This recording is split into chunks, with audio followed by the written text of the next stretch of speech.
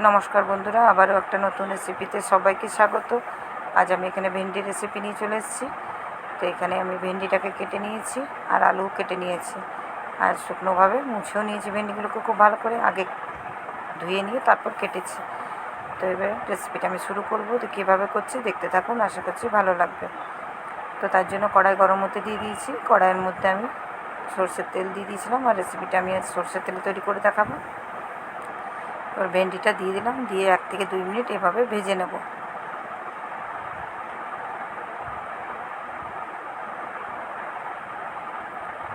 এবার এর মধ্যে আমি অল্প একটু নুন দিয়ে দিচ্ছি।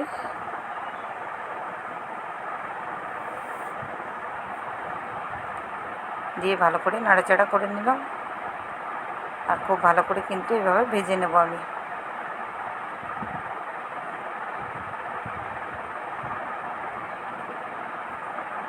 তো খুব সুন্দর করে ভেন্ডিটা আমার ভাজা হয়ে গেছে এখানে।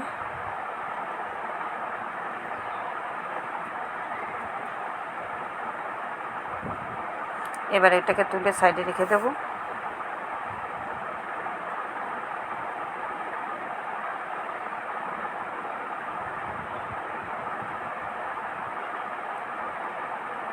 এবার ওই তেলের মধ্যে আমি এখানে ফোড়ন হিসাবে গোটা জিরে দিচ্ছি।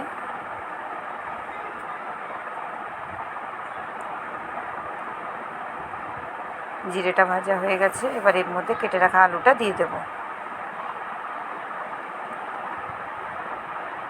এবার আলুটা দিয়ে খুব ভালো করে ভেজে নেব আলুটাকে।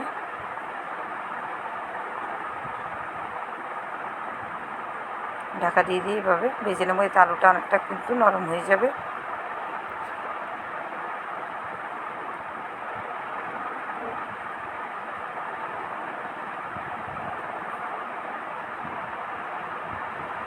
আলুটাকে খুব ভালো করে কিন্তু আমি এখানে ভেজে নিয়েছি। এবার এর মধ্যে আমি 2টো টমেটো কেটে রেখেছিলাম, সেটা দিয়ে দিলাম।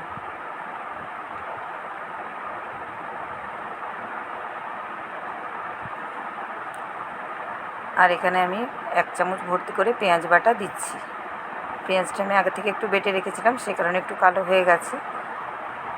আর একটা কাঁচা লঙ্কা দিয়ে দিলাম এখানে আমি। দিয়ে খুব ভালো করে পেঁয়াজটাকে আলুর সঙ্গে ভেজে নেব আরও কিছুক্ষণ ধরে।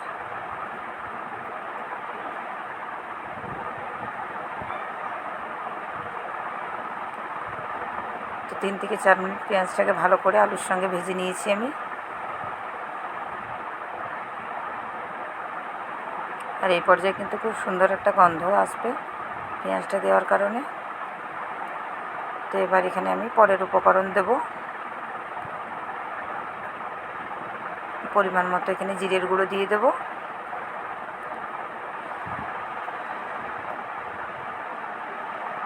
আর এখানে হলুদের গুঁড়ো দিয়ে দিলাম পরিমাণ মতো। এবার এখানে দিয়ে দেব কাশ্মীরি লঙ্কার গুঁড়ো 1/2 চামচ। কালারটা সুন্দর আসবে। আর দিয়ে দেবো এখানে পরিমাণ মতো অল্প একটু নুন। আগে ভেন্ডিটা ভাজার সময় আমি নুন কিছুটা দিয়েছি, এখন অল্প একটু নুন দিয়ে দিলাম। দিয়ে খুব ভালো করে মশলাটাকে একটু কষিয়ে নেব। তো যেহেতু মশলাটা তলায় লেগে যেতে পারে, সেই কারণে এখানে একটু জল দিয়ে দিলাম। জল দিয়ে ভালো করে মশলাটাকে আবারও ভেজে নেব আলুর সঙ্গে, খুব ভালো করে যাতে মশলাটা আমার ভাজা হয়ে যায়।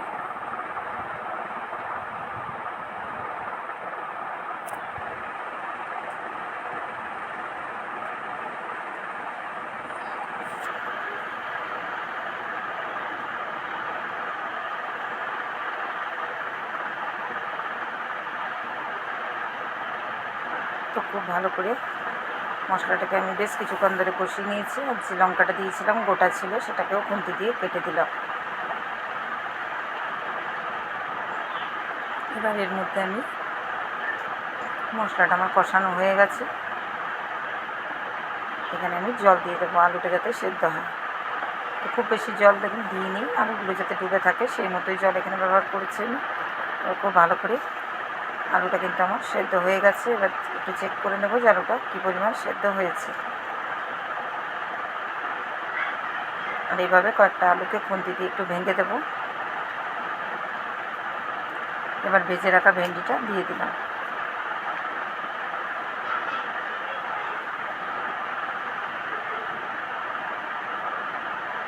দিয়ে ভালো করে মিশিয়ে নেবো আলুর সঙ্গে।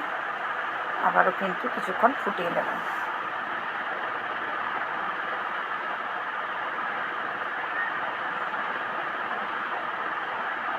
তো আবারও বেশ কিছুক্ষণ ফুটিয়ে নিচ্ছি, আর তরকারিটা একদম শুকনো শুকনো করে নেবো। আর এই যেটুকুনি জল আছে সেটুকুনি জলের মধ্যে কিন্তু ভেন্ডিটাও খুব ভালো করে রান্না হয়ে যাবে। এবার আবারও নেড়ে ছেড়ে নিচ্ছি। 5 মিনিটের মতো আবারও ভালো করে ফুটিয়ে নিয়েছি আমি। এবার সমস্ত জিনিসকে আবারও নেড়ে চেড়ে একটু মিশিয়ে নেব। আর এই রেসিপিটা কিন্তু ভাতের সঙ্গে খেতেও ভালো লাগে, আবার রুটি পরোটার সঙ্গে খেতে কিন্তু খুবই সুন্দর লাগে। আর পেঁয়াজ দেওয়ার কারণে কিন্তু রেসিপিটার স্বাদ আরও বেশি বেড়ে যাবে, এতটাই সুন্দর হয়। তো এর আগে আমি নিরামিষ রেসিপি অনেক শেয়ার করেছি, তবে আজ আমি আমিষভাবে ভেন্ডিটা তৈরি করে দেখালাম। কেমন হয়েছে অবশ্যই কমেন্ট করে জানাতে ভুলবেন না বন্ধুরা। তো আজ এই ভেন্ডির রেসিপিটা আমার একদম রেডি হয়ে গেছে। আর যেটুকুনি জল আছে কিন্তু আমি একদম শুকনো করে নেব। আর শুকনো হলে কিন্তু রুটির সঙ্গে খেতে বা পরোটার সঙ্গে খেতে ভালো লাগবে। তো বন্ধুরা আজকের মধ্যে এই পর্যন্ত। পরের আবার একটা ভিডিওতে আপনাদের সঙ্গে দেখা হচ্ছে। এই রেসিপিটা আমার একদম রেডি হয়ে গেছে, আর আমি এটা কিন্তু বাটির মধ্যে সার্ভ করে দিয়েছি। তো আজকের মতো সবাইকে টাটা।